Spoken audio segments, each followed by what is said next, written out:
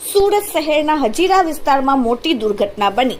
હજીરા ખાતેની Arcelor Mittal Nippon steel પ્લાન્ટમાં એક મોટી દુર્ઘટના બની। પ્રાપ્ત માહિતી અનુસાર પ્લાન્ટના કોકો ગેટ નજીક ક્રેન તૂટી પડવાની ઘટનામાં એક કામદારનું કરુણ મોત થયું। આ દુર્ઘટનામાં અન્ય 3 જેટલા કામદારો ઘાયલ થયા છે। ઘાયલ થયેલ તમામ કામદારોને તાત્કાલિક સારવાર માટે નજીકની હોસ્પિટલમાં ખસેડવામાં આવ્યા। ઘટનાની જાણ થતાં જ પ્લાન્ટ વિસ્તારમાં અફરાતફરીનો માહોલ સર્જાયો હતો। ક્રેન પડવાના ચોક્કસ કારણો જાણવા માટે હાલમાં તપાસ શરૂ કરવામાં આવી છે। મૃતક કામદારના પરિવારજનોમાં શોકનું મોજું ફરી વળ્યું।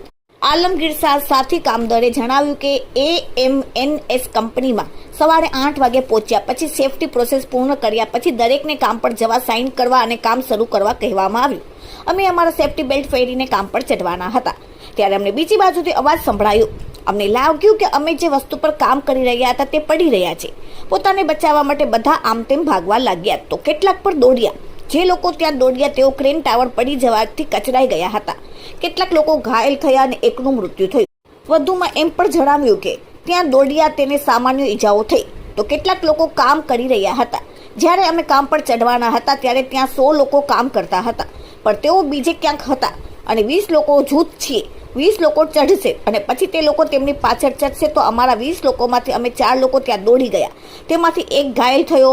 3-4 લોકો અકસ્માતમાં પડ્યા હતા। એકનું મૃત્યુ થયું છે। મૃતકનું નામ વિનોદ પાસવાન અને તેની ઉંમર 45 વર્ષ છે। તેના પરિવાર અંગે અમને કોઈ માહિતી નથી। આઈડીટી સિમેન્ટેશન પ્લાન્ટેશન જેઓ હજીરાના પ્રોજેક્ટના કોન્ટ્રાક્ટમાં હતા તેમાં એક કર્મચારીનું મૃત્યુ થયું છે।